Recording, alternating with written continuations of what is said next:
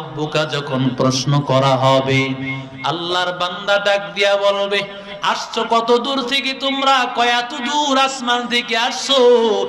এত দূর আসমান থেকে যদি আসিয়া তোমরা রবকে না ভুলে যাও, মাত্র 3.5 হাত মাটির নিচে আসিয়া আমি কিভাবে আমার রবকে ভুলে গেলাম? हकीकत से तो दुनिया बेखबर है, दुनिया की नुमाइश पर नजर है। नमी गोया के अज दुनिया जुदा बास, बहर करे के बासी बा खुदा बास। এরে নবীর আশিক উম্মতের দল, ইন্নাল্লাযীনা ক্বালু রাব্বুনাল্লাহ সুম্মা ইসতাকামু তাতানাজ্জালু আলাইহিমুল মালাইকাতু আল্লা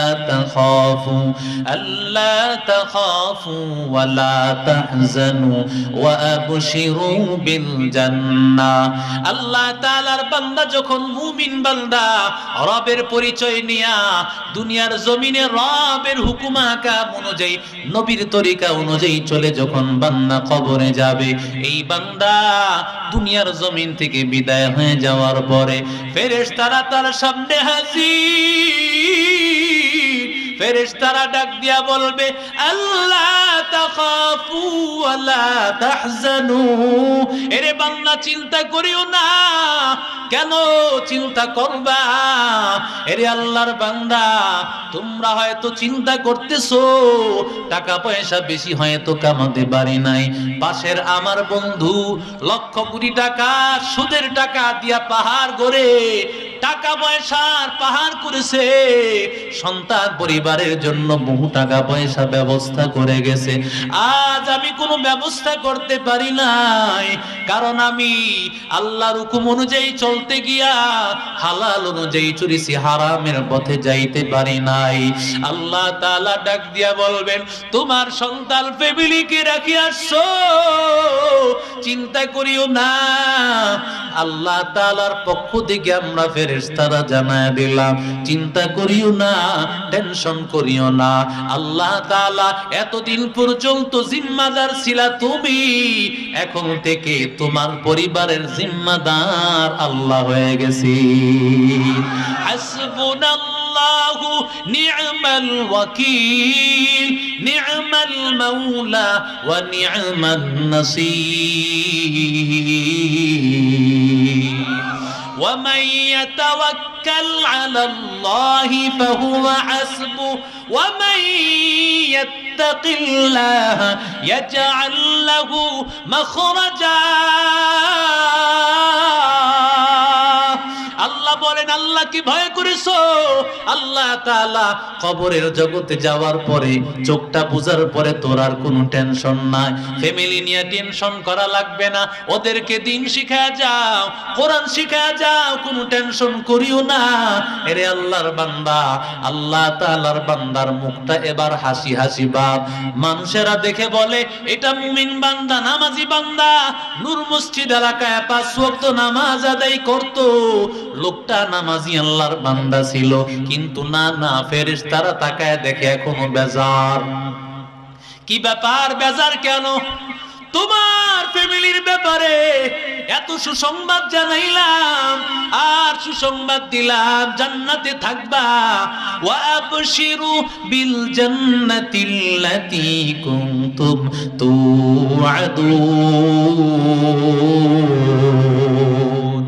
তোমার ফ্যামিলির কোনো টেনশন নাই, জান্নাতের সুসংবাদ নাও। এরপরও মুমিন বান্দা টেনশন টেনশন কেন? কয় কবর জগতে আসলাম, কিভাবে একা একা থাকবো? আল্লাহ তাআলার ফেরেশতারা ডাক দিয়া বলবে, নাহনু আউলিয়াউকুম ফিল হায়াতিদ দুনিয়া ওয়া ফিল আখিরা ওয়া লাকুম ফিহা মা তাশতাহি আনফুসুকুম ওয়া লাকুম ফিহা মা